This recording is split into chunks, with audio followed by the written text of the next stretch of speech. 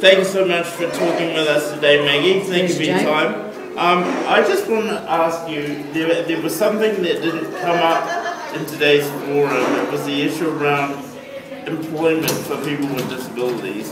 What policy strategies or ideas does National have to bring more jobs to people with disabilities and to support them in their role? National believes absolutely that if people can work, then they should work, and we will do whatever we can to help that happen. It's vitally important that physically and intellectually people with disabilities can access the work that they want. We have a number of different agencies that we've been funding to help. Be Accessible is one of the ones that's been going about a year. They have a leadership course which is particularly good. I know Lauren, who's just about to graduate from the first course, and she has said to me that it has helped her enormously. She feels that she has confidence, she has found a voice, and she will be helping people from the disability sector now cooperatively liaise with prospective employers so that they can get into work. But for herself, she is much more confident about going into work. National is utterly committed to WorkBridge, which is an employment placement agency, particularly for people with disabilities. We will continue to fund those, and that comes through work and income. Those are the funds that can be used for disabled people to bring them into employment, into training, or into self-employment, if that is better. But many people have told me that they would rather work in a work situation rather than work from home. Even though it is harder to get out to a working environment, it's not as isolated, it is better to be with people. So those are some of the messages I'm taking on board. We also have support employment agencies now in all the big cities and towns. I'm not sure that it's right through the country, but these are agencies to help people with disabilities get work and keep it. And then there's the mainstream employment program. I'm just reading from this because this is something I researched because I knew it would be an issue and I wanted to be able to talk to you about it. The mainstream employment program provides an overall package for wage and training subsidies to help people with significant disabilities, not with mild disabilities, but with significant ones, get work experience specifically within the state sector. So that's, along with business enterprises, about 5 different groups that we have got together to help aid people with disabilities get into work and to keep that work and to get work experience.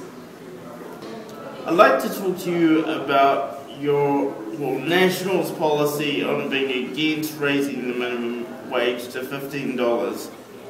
Plainly, I'll just ask you, why do you think that's a good idea not to do that? We are still going through an economic crisis. The economy is in a bad state. We as a party are doing our best to reduce our level of indebtedness and that burden of having to pay $300 million a week.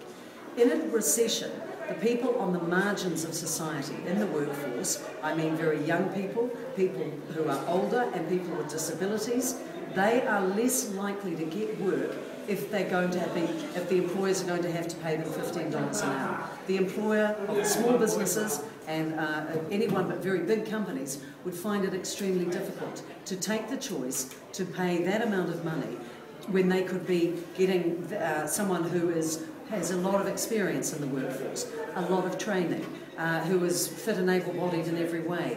If you have someone who is on that same rate of pay as a person with disabilities, the person with disabilities will not get the work. That's a sad and unfortunate fact, but that's also true for young people and for older people. The minimum wage will make it harder for people who already find it difficult to get work to get employment, and that's why National's not in favour of it.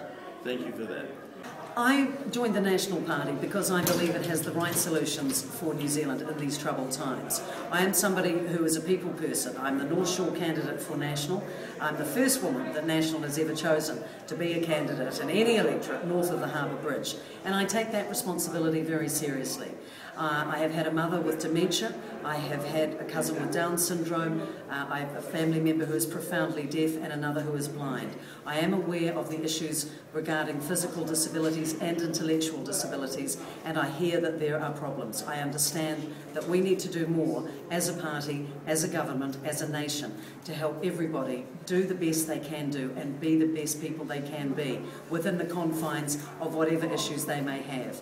That sounds all very general, but I am very involved with wanting to talk to people as individuals and to help them wherever I can, and to be their voice and to be a strong voice for people with disabilities and with people who need assistance, not only in my own electorate in the North Shore, if I get across the line in November, but also in the wider electorate and with whatever responsibilities I may get at Select Committee or ministerial ultimately. I'm on your side. I will do what I can to help.